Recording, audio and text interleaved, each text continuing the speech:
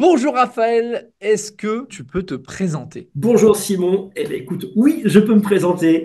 Donc moi c'est Raphaël, j'ai 37 ans, je suis originaire de Normandie, mais maintenant j'habite la région parisienne. La géographie c'est important pour comprendre mes investissements immobiliers. Je suis marié, pas encore d'enfant, et du coup on va dire que j'ai une double activité. Donc je suis officiellement encore salarié, en tant qu'acheteur. Et je suis surtout donc investisseur depuis plus de 15 ans. Donc l'investissement pour moi, c'est une grande passion, c'est une longue histoire, mais je pense qu'on va pouvoir en échanger un peu plus durant notre interview. Pour que les auditeurs puissent comprendre la chance qu'on a d'avoir quelqu'un comme toi qui va partager des pépites, des conseils, des astuces pendant toute cette vidéo, est-ce que tu peux nous faire un tour d'horizon un peu de ton patrimoine immobilier pour montrer que tu sais de quoi tu parles quand même? Je vais parler chiffres déjà, deux Ouais. chiffres importants. Mon patrimoine, j'ai aujourd'hui 1,3 million d'euros, bientôt 1,4 million d'euros donc d'investissement locatif. Donc là, je ne compte pas ma résidence principale. Et en termes de loyer, j'ai 110 000 euros de loyer par an. Donc, si on fait un petit rapport très simple, on se dit, oh bah tiens, ça fait 110 000 sur 1,4 million. En termes de rentabilité, c'est peut-être pas si énorme, ça fait que 8%, 9% peut-être. Mais justement, en fait, moi, c'est ma stratégie d'avoir diversifié mes investissements. Donc, je peux avoir des investissements qui sont rentables à 12, 13, voire 14%, et d'autres qui sont un peu moins rentables. Certes, on va descendre à 6, 7%, où je vais être à l'équilibre, mais je l'ai fait par volonté, plutôt par stratégie patrimoniale. D'accord. Donc, j'ai vraiment un mix d'investissement, que ce soit d'un point de vue géographique, puisque j'ai investi en Normandie, ma région natale, ça peut se Mhm. comprendre facilement. J'ai investi dans le Nord également. Et aujourd'hui, j'investis principalement en région parisienne parce que j'habite cette région. Alors ça, c'est un point intéressant parce qu'on a pas mal d'élèves qui sont parisiens. Et moi, dès qu'ils me disent je suis parisien, je leur dis oublie Paris, ce n'est pas possible. Tu ne trouveras pas de la rentabilité parce que nous, on conseille toujours au moins 10% de rentabilité. Pourquoi? Pour pouvoir avoir du cash flow et générer des revenus avec l'immobilier. Donc c'est super intéressant ce que tu dis, que toi, tu mixes du haut rendement avec des rentas supérieurs à 10, avec des choses un peu moins rentables. On va pouvoir voir pourquoi tu fais ça. Ça sera intéressant. Donc, tu arrives à avoir de la rentabilité à Paris. Complètement, j'arrive à avoir de la rentabilité à Paris. Donc à Paris, j'ai deux types d'investissements. J'ai du co-living, de la colocation, et du studio meublé très classique. Ok.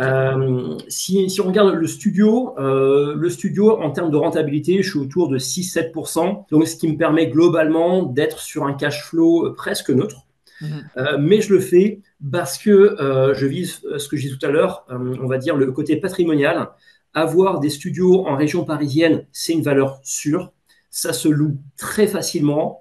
Ça peut se revendre très facilement et très rapidement. Et dans tous les cas, alors dans le centre de Paris, moi je touche pas au centre de Paris parce que ça, oui, enfin pour moi c'est pas rentable d'acheter dans le centre de Paris. C'est plutôt de la résidence principale.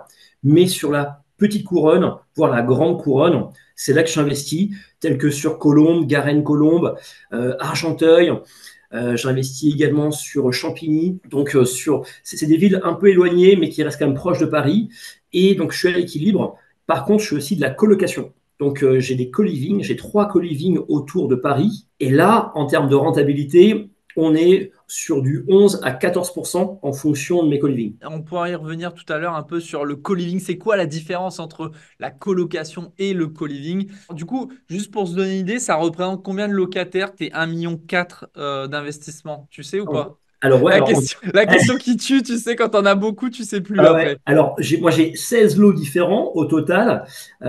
Et en termes de locataires, comme j'ai 3 co-living, dans chaque co-living, il y a 4 locataires, donc ça fait 12 colocataires. 12 plus 12, ça va faire 24. 24, 24, 25 colocataires à gérer. Ok, super. Et pourquoi tu t'es mis à faire de l'immobilier du coup? Très bonne question. Très bonne question. Pour moi, l'immobilier, c'est une opportunité de faire de l'entrepreneuriat, puisque c'est une sorte d'entrepreneuriat, l'immobilier, mais tout en restant salarié. Autant moi, j'avais la bosse d'entreprendre, mais j'ai jamais eu le courage, pour rester poli, de quitter le statut de salarié et entreprendre. Donc, quand j'ai regardé ce qu'il y avait comme forme d'entrepreneuriat, tout en restant salarié, quelque chose qui rapporte, qui n'est pas trop risqué, mais qui permet quand même d'aller chercher une liberté financière, en termes de choix, c'est assez limité. Et j'ai tout de suite compris que l'immobilier, finalement, c'était quand même une très belle solution, puisque l'immobilier, ça permet d'investir, de bénéficier de l'effet de levier des banques, contrairement à beaucoup d'investissements où il faut avoir l'argent pour commencer son activité. Globalement, l'immobilier, en termes de risque, si tu es bien accompagné, si tu as les bons outils, le risque est très limité en termes d'immobilier. Le temps à investir, idem, si au tout début, forcément, ça nécessite un peu de temps pour t'organiser, pour comprendre comment ça fonctionne. Mais quand tu commences à avoir les bonnes clés de compréhension, la bonne organisation, finalement, tu peux rapidement passer de 1, 2, 3, 4 à 10 lots assez facilement et tu peux rester dans ton travail et gérer finalement ton immobilier grâce à cet outil magique qu'est le téléphone. Donc, c'est pour ça que pour moi, l'immobilier, ça m'a paru une solution évidente. Et donc, j'ai commencé, comme je t'ai dit, il y a 15 ans. J'avais acheté 2 petits appartements, je me rappelle, à Boulogne-sur-Mer. Et j'ai investi sur ces 2 appartements-là. Au bout d'un an, j'ai compris que finalement, que c'était plutôt une belle formule puisque ça s'est loué très rapidement. La rentabilité était bonne. J'avais pas trop d'investissement à faire en termes de temps. Et donc, j'ai enchaîné sur tous les ans, j'ai acheté des nouveaux lots. Et après, j'ai même accéléré. Presque tous les 6 mois, j'ai racheté un nouveau lot. C'est intéressant, du coup, comment tu t'es lancé, toi, quand tu as démarré? Est-ce que tu avais des gens dans ta famille qui faisaient de l'immobilier? Est-ce que tu as lu des bouquins? C'est quoi Comment tu as démarré? Alors moi, je suis pas du tout issu d'une famille qui a l'esprit d'entrepreneuriat. Donc, je n'étais pas entouré pour pouvoir investir dans l'immobilier. J'ai beaucoup lu, je me suis beaucoup intéressé parce que je suis quelqu'un de très curieux et je pense que dans n'importe quelle activité, que ce soit dans l'investissement ou même par exemple dans le sport, la manière de faire du sport, avant de démarrer, il faut comprendre au moins quelques clés parce que la plus grosse des erreurs, c'est de commencer une activité sans comprendre comment elle fonctionne. Donc, j'ai lu et j'ai eu aussi un ami qui était débutant comme moi et qui avait la même philosophie que moi, qui s'est dit que pour devenir indépendant un jour, l'immobilier, c'est une belle autoroute. Et donc, tous les deux, on s'est un peu challengé à acheter. Alors, on n'a pas acheté ensemble, on a acheté séparément. Aujourd'hui, on a acheté ensemble des biens, mais au tout début, on a acheté séparément. Donc, on s'est créé une petite compétition et ça a commencé comme ça. Et vraiment, j'ai voulu commencer petit pour pas faire d'erreur au début, puisque voilà, comme c'était mon premier investissement, c'est pour ça que j'avais acheté un studio. Alors, le chiffre de ce studio, j'ai dû l'acheter 58 000 euros. Ok. 58 000 euros, ça rapportait de mémoire 480 euros de loyer. Et puis petit à petit, voilà, j'ai grandi et j'ai été maintenant beaucoup plus haut dans mon temps d'investissement. Et du coup, le fait que tu t'es quand même formé, donc tu as lu des livres, puis tu t'es aidé avec un bot. Est-ce que du coup, tu as fait des erreurs avec le recul aujourd'hui, tout ce que tu sais aujourd'hui, 15 ans après, quelles ont été les grosses erreurs que tu as faites peut-être au départ? Ou Ouais. peut-être que tu as eu de la chance et tu as tout bien fait tout de suite. Non, non, non, non. Non, parce que je te connaissais pas. Donc oui, j'ai fait des erreurs. Par exemple, sur Boulogne-sur-Mer, donc je l'ai acheté peut-être un prix assez fort, puisque je ne l'ai pas assez négocié, mon appartement. Idem, j'ai sous-estimé la partie travaux extérieurs. Je me suis focalisé que sur l'intérieur. C'était un beau studio, bien rénové, tout propre. Donc je me suis dit, bon, c'est cool, je vais pouvoir louer facilement. Alors oui, je l'ai loué très facilement puisqu'il était tout propre à l'intérieur, mais la façade extérieure de l'immeuble était un peu fatiguée. Et donc, forcément, on n'était que 3 propriétaires sur un immeuble entier. Moi, j'avais un étage, donc un T2 et un studio. Et quand on a commencé à comprendre qu'il y avait des infiltrations, qu'il a fallu faire un ravalement complet, et puis après, la toiture aussi, il fallait faire la toiture. Là, par contre, j'ai quand même déboursé beaucoup d'argent en termes de travaux. Donc ça, c'est ma pire erreur, c'est d'avoir sous-estimé les travaux extérieurs. Alors qu'aujourd'hui, quand tu vas visiter un bien, tu vas regarder justement les parties communes, la façade, la toiture, ces choses qu'au début, forcément, on ne connaît pas. Ah, mais Donc, complètement. Aujourd'hui, c'est un contrôle technique, hein. C'est comme une voiture qui passe au contrôle technique. C'est une vraie checklist que je fais, que ce soit du quartier, l'extérieur, les parties communes, l'intérieur, les combles, la cave. Enfin, c'est un diagnostic complet que je fais pour chaque nouveau bien.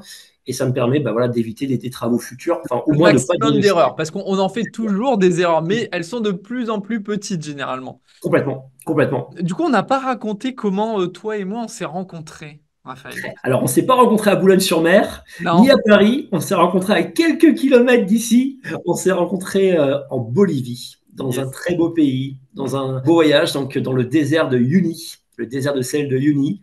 On s'est rencontrés, je me rappelle très bien. On était assis à l'arrière d'un 4x4. On a passé 48 heures ensemble à traverser le désert dans ce 4x4. Et forcément, assis derrière un 4x4 pendant 48 heures, ça laisse le temps de parler. Et finalement, on s'est aperçu qu'on avait une passion commune et qui est l'immobilier. Et les 48 heures ont passé très vite parce qu'on a parlé énormément d'immobilier. Et moi, très sincèrement, j'ai adoré votre vision sur le fait de quitter l'activité de cadre et d'ouvrir vous-même votre formation. Vraiment, ça m'a interpellé. Et du coup, on a toujours gardé le lien depuis. Et forcément, le côté coach, hein, je peux directement aborder le métier de coach. Hein. C'est pas quelque chose au début que je projetais, même si pourtant j'adore coacher, puisque dans mon métier, j'ai eu l'occasion de beaucoup manager et faire grandir les gens. C'est une vraie passion pour moi. C'est un vrai plaisir de faire grandir et d'accompagner les gens, quel que soit le domaine. Et quand vous m'avez contacté pour rejoindre cette belle aventure, ça me paraît évident, j'ai accepté parce que ça me permettait de partager ma passion de l'immobilier, de savoir faire le coaching, de continuer ce que je fais de manière différente et surtout le faire avec, on va dire, dans un cadre cohérent et authentique. Parce que forcément, aujourd'hui, les formations, il y a beaucoup de formations, il y a beaucoup de styles, on va dire, de formateurs. Et je pense que, en tout cas, vous, la manière dont vous présentez l'immobilier, vous ne le présentez pas comme une formule magique, on devient riche du jour au lendemain. Hein, on comprend très vite qu'il faut d'abord travailler, être structuré, être organisé, bien sûr avoir les bons outils, avoir le bon conseil, le bon accompagnement, mais vous reflétez bien avant tout le fait que pour réussir dans l'immobilier, c'est une question de travail, d'organisation et d'accompagnement. Ok, ouais, donc écoute, merci pour tous ces compliments. Je ne t'ai pas payé pour les dire Non, non, aujourd'hui. non, Je pense qu'en effet, il y a beaucoup de choses qui existent sur Internet. On fait partie de l'immobilier investissement bon père de famille, tu vois. Et voilà, exactement. il en faut pour tout le monde. Super, du coup, qu'est-ce que tu as fait en termes... On a parlé, donc ton premier achat, c'était un studio. Après, qu'est-ce qui s'est passé du coup? Après, écoute, j'ai été muté à Paris dans le Ouais. cadre de mon travail, parce qu'avant j'étais en Normandie, donc j'étais muté à Paris. Forcément, Paris, je devais avoir une double résidence pour retourner dans le Nord de temps en temps. Donc, j'ai acheté un studio sur Paris. Ça m'a permis de comprendre les clés du marché parisien, qui sont complètement différentes par contre de la province. À Paris, tout va très vite. Je me rappelle, moi, quand je cherchais mes studios pour acheter à Paris, bon, j'appelais des fois 24, 48 heures après la publication de l'annonce, et on me disait, ben non, monsieur, l'appartement est déjà vendu. Je dis, ah oui, mais il est apparu hier. Ah oui, monsieur, c'est vendu. J'ai vite compris que le marché était différent par rapport à la province. Donc, forcément, j'ai upgradé mon niveau de jeu. Et j'ai commencé à créer mes alertes sur mon téléphone, tout bêtement. Et dès qu'une alerte tombait, cette fois-ci, j'appelais dans l'heure. Donc j'ai réussi à acheter mon premier studio en région parisienne, à Colombes, exactement. Donc je l'ai rénové. Donc ça m'a permis aussi de travailler mon côté rénovation complète d'une petite surface, comment l'optimiser. Ça aussi, c'est hyper important quand on investit dans les grandes villes, qu'on achète des petites surfaces, c'est comprendre comment on peut optimiser cette surface au mieux. Ça, c'est hyper important. Donc je l'ai fait une fois. Ça a bien fonctionné, je vivais dedans, mais je me suis dit, puisque je vis dedans et que j'ai compris comment ça fonctionnait, je vais continuer à acheter des studios en région parisienne. Donc j'en ai acheté un deuxième sur Garenne-Colombe. Pareil, ça a bien fonctionné. Là, par contre, j'ai pu tester la demande locative de la région parisienne. Et là, effectivement, j'ai compris le côté positif de Paris. J'ai posté l'annonce. J'ai fait la bêtise de laisser mon numéro de portable sur l'annonce. Parce que moi, comme en province, je mettais mon numéro de portable. Et globalement, quand tu attends un locataire, tu es content quand le locataire t'appelle. Et là, vraiment, je pense que la première heure, mon téléphone a dû sonner une trentaine de fois en une heure. C'est ouf, hein. Donc là, je me suis dit, oula, effectivement, les règles sont très différentes. Donc j'ai supprimé mon annonce, je l'ai republiée. J'ai pas mis mon numéro de téléphone, j'ai juste mis mon adresse mail. Mais j'ai compris tout de suite quand même la puissance du marché parisien sur la location. Et donc, j'ai multiplié les petits studios. Aujourd'hui, j'ai 7 studios en région parisienne. Ok. Donc, Donc loué j'ai en meublé ou en nu? je le fais en meublé. En J'en ai meublé. fait en nu. Au début, j'avais mes SCI à l'IR. C'est pareil. Dans les deuxièmes erreurs qu'on peut faire, c'est le choix du statut, du régime juridique, du statut juridique et du régime fiscal. Au début, SCI à l'IR. Ah ouais, c'est cool, on défiscalise. Ah, puis finalement, quelques temps après, oui, une fois que tous les travaux sont passés et qu'on gagne globalement correctement sa vie, sans forcément être un cadre qui gagne 1000 $, mais quand on commence à gagner correctement sa vie, et que les loyers viennent se rajouter, là, on Là, comprend c'est 45%, quoi. C'est... exactement, plus la CHRDS, bien évidemment.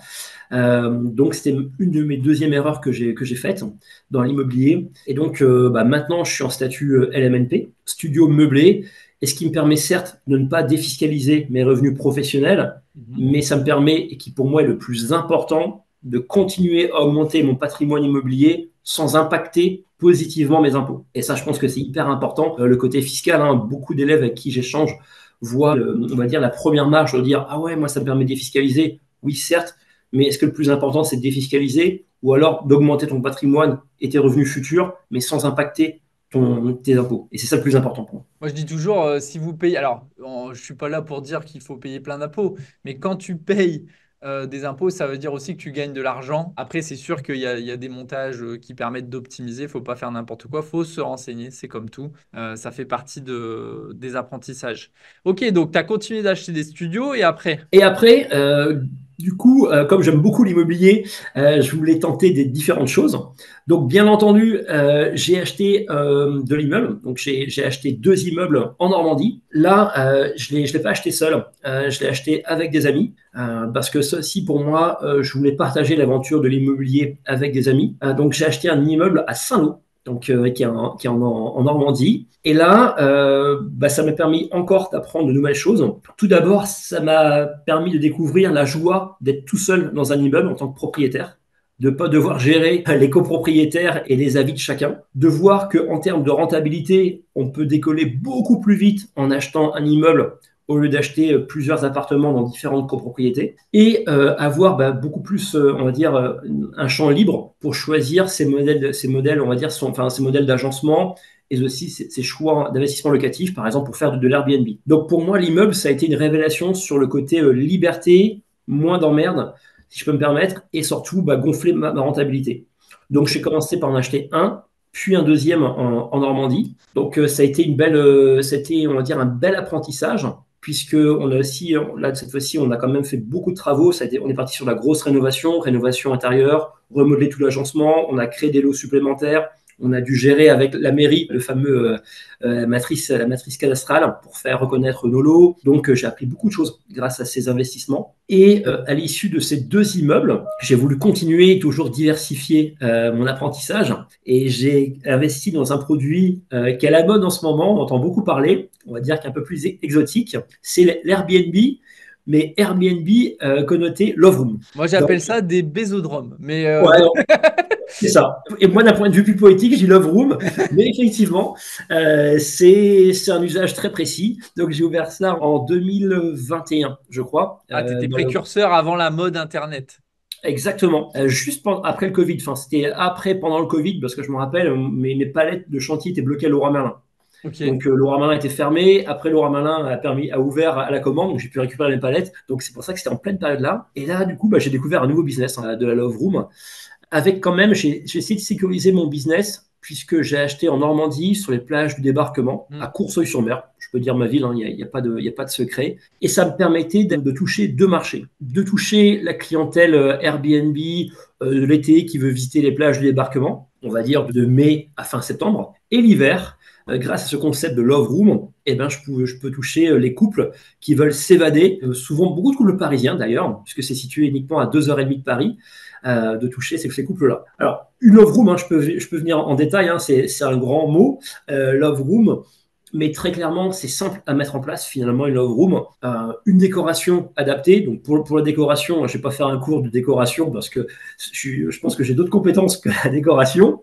Mais sur Pinterest, je suis sûr que nos élèves pourront trouver des bonnes idées de love room. Par contre, en termes d'équipement, il suffit de mettre une grosse baignoire à balnéothérapie, par exemple.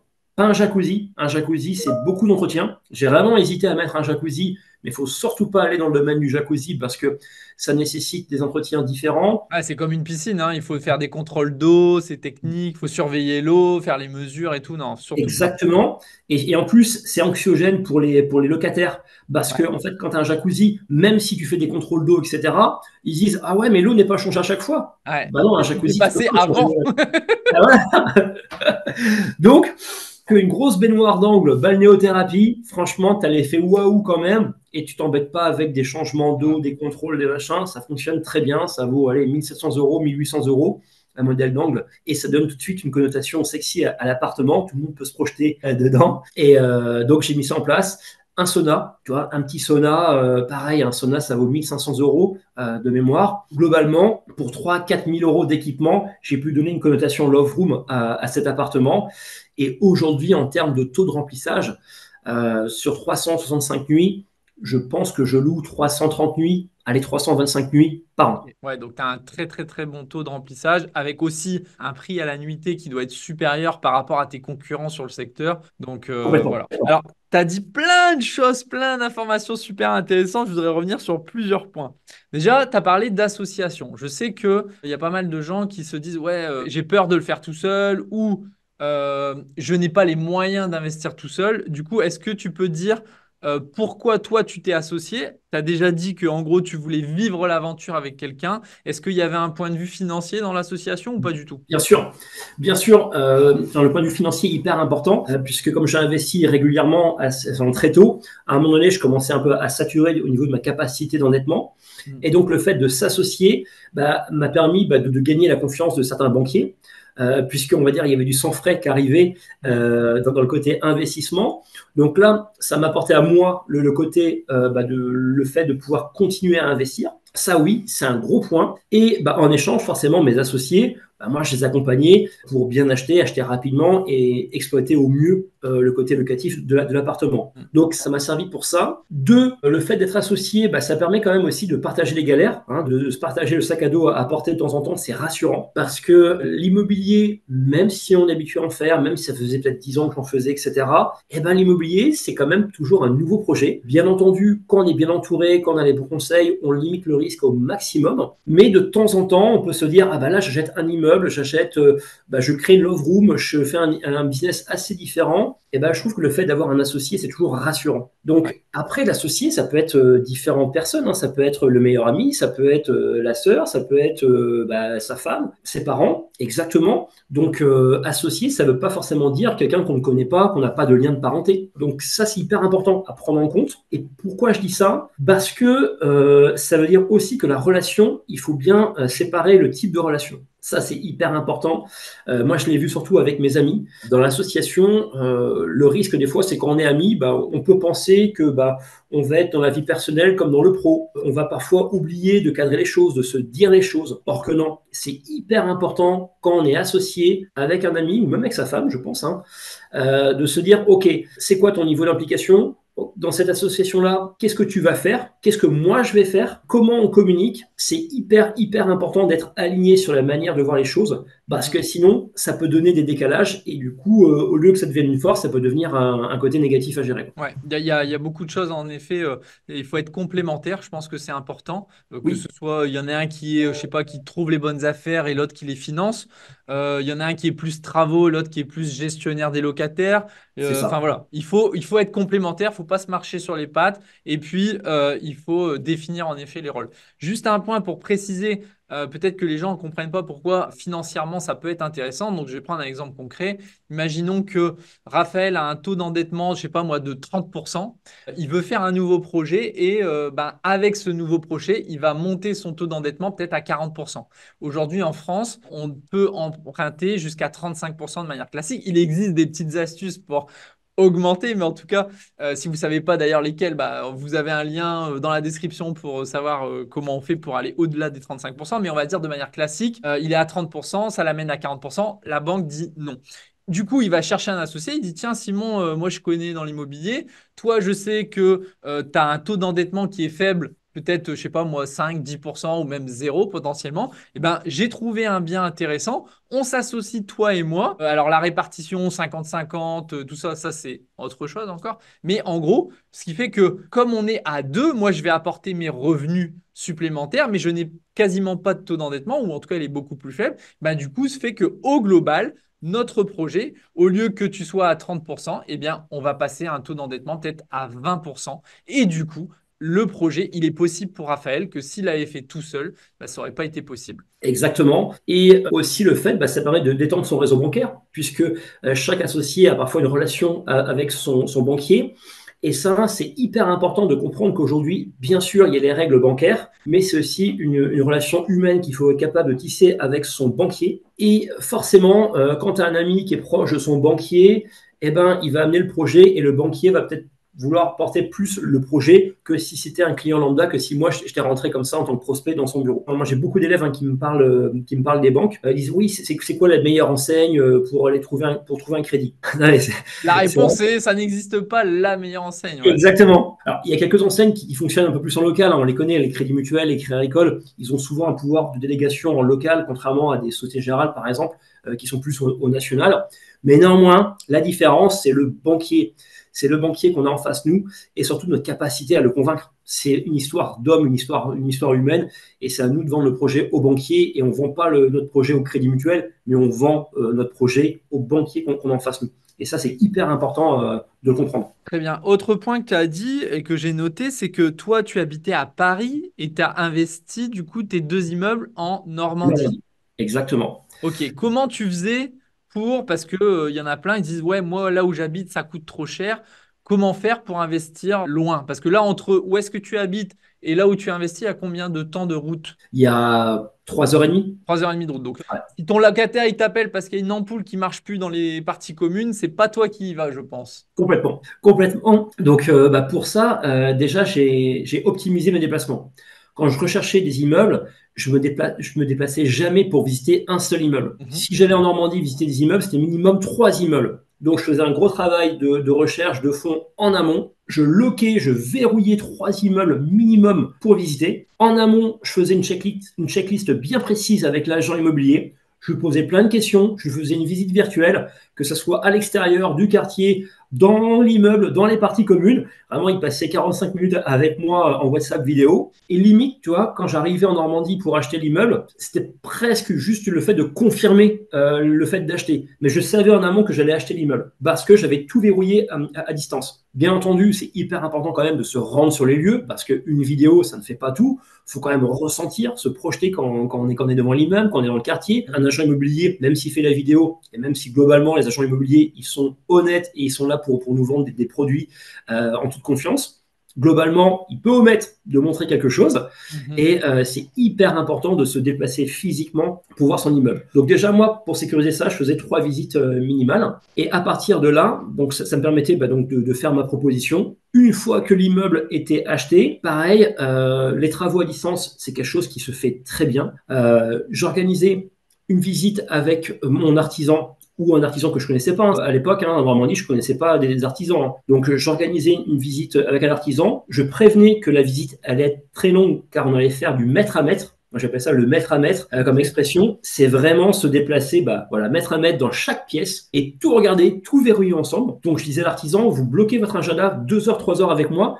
Je vais pas vous embêter avec une réunion de chantier toutes les semaines, mais cette demi-journée-là, vous la passez avec moi. Et là, ça permettait de tout lister en termes de travaux. Je recouplais avec une vidéo sur chaque pièce pour redire ce qu'on avait dit en vidéo. Et à la fin de la journée, je lui envoyais, on va dire, une sorte de cahier des charges. Voilà comment je faisais. Et ce qui me permet ensuite, avec l'artisan, une fois par semaine ou des fois 15 jours après, on se refaisait un check par vidéo. Et ça a D'accord. mérité de me faire des déplacements parce que 3h30, c'est du temps, c'est de l'argent. Et donc, par contre, en milieu de chantier, je refaisais une visite en milieu de chantier sur place. Ouais. Sur place, en milieu de chantier, si j'avais des doutes sur certains produits, hein, je ne l'ai pas fait, mais sur la visite sur l'immeuble où là, il y avait quand même du ravalement extérieur, on redispatchait les pièces, etc. Il fallait que je me rende compte des dimensions des nouvelles pièces. Donc là, j'ai fait un déplacement en milieu de chantier. Et ensuite, remise de chantier, la fin de chantier, c'est important quand même d'y être physiquement pour repérer les finitions, tous les détails. En termes de temps, une visite pour acheter l'immeuble, une deuxième visite pour faire le brief de l'artisan, une troisième visite optionnelle en fonction des travaux en milieu de chantier, et une quatrième ensuite en fin de chantier. Et après, pour faire les visites, quand tu fais rentrer des gens pour les locataires, toi, tu passes par une agence ou tu fais par toi-même? Alors, comme j'ai la chance, sur tout ce qui est loin de chez moi, j'ai la chance d'être en association. Donc là, c'est mes associés qui le font. On a Ok. réparti les rôles. Qui fait quoi? Donc, eux font les visites physiques des locataires. Et moi, je prépare en amont tous les baux, les quittances, je check le dossier, l'échange téléphonique avec le locataire. Tout ça, c'est moi qui fais le back-office. Et mes associés font la visite physique des locataires et l'état des lieux. Ok, super, très clair.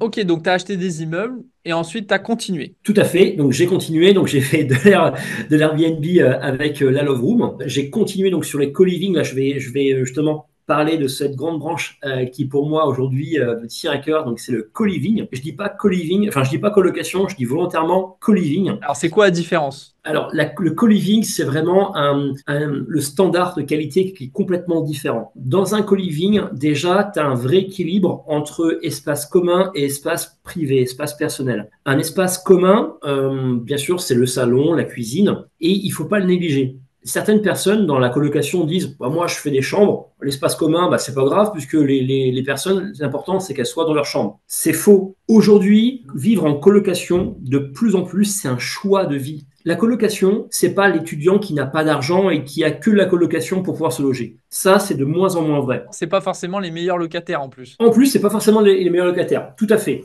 Donc, c'est clair. Et aujourd'hui, tu as de plus en plus de jeunes actifs qui veulent vivre en colocation ou en co-living, on va dire, parce que justement, ils préfèrent vivre dans un grand appartement bien équipé, avec du monde, au lieu de se retrouver tout seul, éloigné dans un petit studio. Et ça, c'est hyper important. Pour capter cette clientèle-là, il faut faire des vrais espaces communs, parce que s'ils font le choix du co-living, c'est pour aussi partager des soirées, des repas, des dîners, une soirée TV avec ses colocs. Ça, c'est un point hyper important. Et deuxième point pour se distinguer par rapport à une colocation, c'est le nombre de salles de bain. Moi, dans mes 3 co-living, chaque chambre est équipée d'une salle de bain. Donc, c'est pour ça qu'en termes de visite d'appartement, il ne faut pas faire n'importe quoi, il faut bien tout checker au niveau des arrivées d'eau et des sorties d'eau, savoir techniquement ce qui est possible ou pas. Mais dans chaque chambre, quand tu rajoutes une douche, forcément, tu crées un confort supplémentaire. Et là, tu passes sur le statut co-living. Ok, donc en gros, c'est de la colocation haut de gamme avec chacun sa petite salle de bain dans chaque chambre et avec des beaux appartements, des beaux espaces bien décorés qui s'adressent à des gens qui ont un peu plus de moyens et qui veulent vraiment vivre ensemble. Complètement. Et ça, pour moi, c'est un super investissement parce que pour toucher la région parisienne, quand on parle de rentabilité, eh ben, si on veut se dégager du cash flow positif en région parisienne, je trouve que c'est une des solutions la plus simple à mettre en place. Et en plus, tu as peu de turnover. Hein. Pareil, hein, le co-living, globalement, c'est entre 16 et 18 mois de turnover. C'est comme un studio meublé. Hein. Ouais. 16-18 mois pour changement de locataire, c'est plutôt confortable par rapport à un studio meublé. Et donc là, aujourd'hui, c'est ta dernière mode. Alors, je sais que tu continues, tu t'es un peu spécialisé ces derniers temps dans les chambres de bonne pas chères, de ce Tout à que fait, de ce c'est que je ça. sais. Est-ce qu'on a fait le tour un peu de tous les types d'exploitation que tu as fait? Est-ce qu'il y a Bah, des écoute, choses qu'on n'a pas dit? écoute, je pense qu'on a fait le tour sur le type d'exploitation, puisque donc de l'immeuble, du studio, du grand appartement style co-living, donc de l'Airbnb. Donc oui, je pense qu'on a fait le tour. Et effectivement, actuellement, bah, je me spécialise, on va dire, je rachète des loges. Les loges, c'est dans des appartements qui font 20 mètres carrés, qui sont souvent abandonnés. Il n'y a même pas de compteur d'eau à l'intérieur. Compteur d'eau, pas petit compteur d'eau aussi, mais pas de compteur d'électricité dedans. Ok. Donc, en termes de prix d'achat, c'est des côtés du marché parce que ça demande beaucoup de travaux. Ça demande du process pour ouvrir un compteur électrique, etc. Mais ça me permet d'acheter moins cher que le marché. Et donc, derrière, de viser ma stratégie aussi patrimoniale si demain je veux revendre ces appartements-là. Alors justement, on a dit qu'on expliquerait pourquoi tu fais du rendement et aussi du patrimonial. Est-ce que tu peux expliquer du coup déjà ta définition du patrimonial et puis pourquoi tu mixes ces deux stratégies? Pour moi, déjà, c'est dans mon objectif, hein, dans mon fameux why, hein, ça, on pourra en reparler après. Le but, c'est qu'aujourd'hui, j'ai choisi, c'est un vrai choix de rester salarié parce que j'aime mon métier, tout simplement. Je prends plaisir à travailler. Et donc, dans ma stratégie d'investissement, j'ai pas forcément aujourd'hui besoin de cash flow positif pour pouvoir quitter le salariat. Donc, j'en fais quand même pour améliorer, on va dire, mon quotidien. Ça, je l'ai fait. Mais derrière, j'ai aussi fait une stratégie patrimoniale pour me dire, plus tard, peut-être dans 5 ans, peut-être dans 10 ans, je ne sais pas. Mais si un jour je veux arrêter de travailler parce que j'aurais envie d'être complètement indépendant et de me consacrer à autre chose, là je pourrais vendre très facilement ces appartements-là avec sans doute de la plus-value parce que je les aurais très bien achetés, je les aurais améliorés et je les vendrais facilement parce qu'on est en région parisienne. Donc c'est pour ça que j'ai choisi cette stratégie qui me donne à la fois du cash flow positif tous les mois, mais plus tard qui me permet de m'assurer une revente d'appartement et prendre cette fois-ci du cash assez fortement si je veux arrêter de travailler et peut-être placer mon argent sur des supports automatisés. Alors, on a parlé d'achat, on a parlé aussi de revente à long terme, justement. Sur la fiscalité, est-ce que tu peux nous dire un peu quel est ton schéma fiscal? Oui, ouais, très clair. Déjà, mon schéma fiscal, il vient pas dans ma tête dès le début. Beaucoup d'élèves souvent me disent: ah ouais, non, mais c'est quel statut fiscal je dois choisir, enfin, quel régime fiscal, quel statut juridique, etc. Ça, pas de panique, on a toujours le temps de bien choisir son régime fiscal. C'est d'abord choisir le bon produit, La acheter bonne affaire. la bonne affaire au bon prix et réfléchir à comment on va pouvoir l'exploiter d'un point de vue locatif.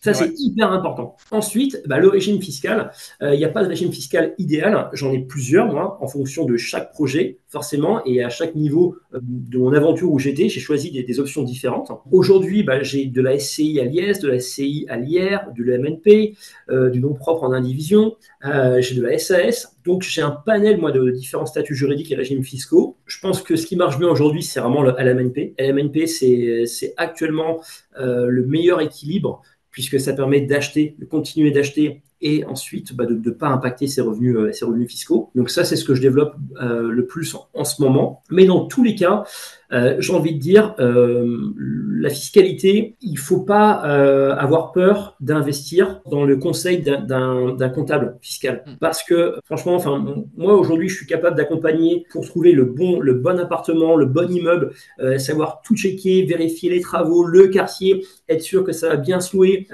Quelle option on va choisir en Airbnb, en meublé, en non meublé? Ça, c'est sûr que ensemble, on pourra trouver la meilleure stratégie. La fiscalité, bien sûr qu'on peut donner quelques clés, quelques basiques, quelques réflexions, mais je pense que pour moi, le conseil d'un comptable fiscal, il faut toujours le faire lors d'un achat immobilier, puisque chaque situation de départ est individuelle, est différente, et chaque objectif de chacun est différent. Exact. Donc par rapport à ça, pour construire sa stratégie fiscale, un comptable fiscal sera le plus adapté, même si bien sûr, nous, on peut quand même apporter quelques clés. Mais ce ne sera pas une dépense, ce sera un investissement. Aujourd'hui, consulter un comptable fiscal pendant 2 heures, ok, peut-être il prend 80 euros, 100 euros de l'heure, mais ça sera une économie finalement. Ouais, 80 euros, 100 euros de l'heure, t'es gentil.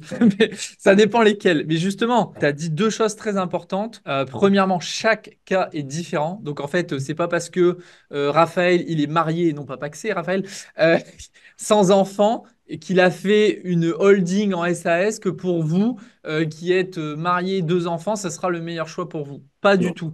En fait, c'est chaque cas est différent. Et donc, il faut faire des simulations. Et donc, soit vous utilisez un simulateur, soit vous utilisez un expert du domaine, un expert comptable. Faut-il encore trouver le bon? Parce qu'on doit être à notre troisième ou quatrième expert comptable. Alors, j'ai rien contre les experts comptables, mais quand même, il ne faut pas oublier qu'un expert comptable, il est quand même là majoritairement, on va dire la majorité des experts comptables, ils sont là pour compter. Si vous voulez du conseil sur votre fiscalité pour optimiser, soit il faut trouver vraiment le bon expert comptable qui s'y connaît vraiment bien dans l'immobilier, qui a creusé le sujet, etc., qui a l'habitude des investisseurs, qui n'ont pas juste un appart, des investisseurs qui, comme Raphaël, ont acheté 1,4 million, 16 lots, etc., etc. Donc, soit vous faites ça, soit après, vous pouvez carrément aller sur des avocats fiscalistes pour avoir quelque chose encore plus précis. Mais encore une fois, il faut trouver les bonnes personnes. Et tous ne se valent pas. C'est comme dans tous les métiers, il y a le bon plombier et il y a le mauvais plombier. Complètement. Complètement. Et dans tous les cas, lors de l'achat, lors de la promesse de vente, pas de panique. Moi, à chaque fois, les élèves, je leur conseille, on met toujours une clause de substitution de personne morale. Comme ça, Indispensable. voilà, vous achetez l'appartement, l'immeuble à votre nom, plus une clause de substitution de personne morale. Et comme ça, l'immeuble, si 3 mois après, lors de la signature définitive, vous voulez le faire en SCI, en SAS, vous pourrez toujours substituer la promesse sur un autre nom. Super, merci beaucoup pour ce conseil très concret et très pratique. Pour finir cette vidéo, je voudrais finir fort avec toi, Raphaël. Déjà, merci pour tout ce que tu as partagé. Il y a vraiment beaucoup de choses, tellement de sujets qu'on pourrait creuser qui nous prendraient des heures, mais on n'a pas le temps là maintenant. Quels seraient tes 3 meilleurs conseils pour quelqu'un justement qui a envie de se lancer dans l'investissement immobilier? Ok, très bonne question. Les 3 bons conseils, je dirais tout d'abord, c'est créer sa routine. Ça, c'est hyper important parce que même si aujourd'hui, bien sûr, on va vous donner tous les outils, moi, je vais vous apporter tous les conseils, je vais pas vous lâcher, je vais vous envoyer des emails, des WhatsApp, etc. Ça, c'est sûr. Mais le boulot, c'est vous qui devez le faire quand même. Ça, c'est très Donc, important. ça, c'est très important. Et donc, c'est définir sa routine pour se dire, voilà, comment je peux investir du temps en immobilier. Et ça, bien sûr, cette routine, elle doit être suffisamment exigeante pour avancer rapidement dans l'immobilier, mais elle doit rester confortable. C'est toujours important de garder le côté plaisir dans les choses. Quand on n'a pas de plaisir, quand c'est une contrainte de faire quelque chose, c'est pas bon non plus. Donc moi, je leur dis aux élèves à chaque fois, tu dois toujours être content de me voir. Tu dois toujours être content quand tu reçois un SMS de Raphaël et pas se dire, oh, punaise, qu'est-ce qu'il me veut, quoi. Donc ça, il faut trouver le bon équilibre de sa routine. Ça, chose 1. Encore une fois, il n'y a pas de routine idéale. Il y a une routine adaptée à la situation de chacun. Parce que dans mes élèves, j'ai parfois des personnes qui ont 3 enfants, d'autres qui sont célibataires, d'autres qui ont un boulot qui travaillent 15 heures par jour. Donc, c'est juste une routine adaptée à sa vie personnelle. Deuxième chose, c'est définir, c'est un peu cliché, mais son fameux why, son fameux grand pourquoi. Ça, c'est hyper important de se le définir parce que ça sera votre moteur. Investir dans l'immobilier, il y aura des joies, il y aura des déceptions, ça nécessitera, j'insiste, du travail, de la rigueur, de la persévérance, de la résilience. Et donc, parfois, pour pouvoir se garder motivé, il faut se dire, OK, c'est quoi mon objectif? Pourquoi je fais de l'immobilier et qu'est-ce que ça va me permettre de faire? C'est vraiment une philosophie qu'il faut avoir en tête parce que cette philosophie, elle va impacter vos décisions du quotidien. Et ces décisions, elles sont importantes parce que quand on prend des décisions, eh ben, ça impacte nos actions, forcément aussi du quotidien. Et ces actions-là vont donner le résultat aussi derrière. Donc, philosophie, décision, action, résultat, tout ça, c'est lié. Et c'est pour ça qu'il faut bien définir son fameux pourquoi, son fameux why, parce que sans ça, on n'aura pas assez de volonté pour rester, on va dire, performant au quotidien. Justement, avant que tu donnes ton troisième meilleur conseil, quand vous aurez le choix entre regarder Netflix le soir ou regarder les petites annonces, si vous n'avez pas identifié, si vous n'êtes pas sûr et certain de pourquoi justement vous voulez faire de l'immobilier, bah vous choisirez la facilité, se mettre dans le canapé et regarder Netflix. OK? Donc ça, c'est essentiel. Moi, tu l'as mis en deux, je l'aurais mis en un moi-même. Tu C'est vois? vrai, c'est Il vrai. n'y a pas le pourquoi, si vous n'êtes pas suffisamment motivé, si vous n'avez pas soit un grand objectif ou alors au contraire pour certains une grande douleur, c'est-à-dire que vous en avez marre de la situation dans laquelle vous êtes actuellement, et bien à un moment, décidez de changer les choses. Fixez-vous votre objectif, que ce soit avec l'immobilier ou que ce soit avec autre chose, il n'y a aucun problème. Mais une fois que vous avez ça, votre moteur, c'est une super image, bah là, il n'y a plus rien qui peut vous arrêter. Et donc derrière, vous passez sur la routine. Et puis troisième conseil, c'est quoi? Et alors, il est important, le troisième conseil, mais je vais quand même rebondir sur ce que tu as dit. Il y Ah, a une phrase que je supporte pas d'entendre, c'est le ouais. j'ai pas le temps. Ça, c'est pas possible. On a toujours le temps, on a toujours 10-15 minutes à accorder pour quelque chose, quoi. Et ça, c'est hyper important parce que le pas le temps, c'est une excuse trop facile à se dire. Donc, interdiction de dire cette phrase-là. On peut dire je n'ai pas pris le temps parce Voilà, que ce j'ai pas n'était pris le pas ma temps. Je l'ai, priorité. Mais on dit voilà, pas j'ai pas le temps. J'ai pas le temps, c'est comme tu dis, c'est trop facile et ça veut dire juste que c'est pas ce que tu n'avais pas envie, quoi, tu vois. exactement. Donc, et le troisième conseil, eh ben, c'est quand même gérer le côté émotionnel. Parce que l'immobilier, c'est quand même de l'émotion. Va y avoir beaucoup de joie, ça je l'espère. Mais des fois, va y avoir du stress, va y avoir des déceptions. On se projette sur un immeuble et finalement, on va pas l'avoir.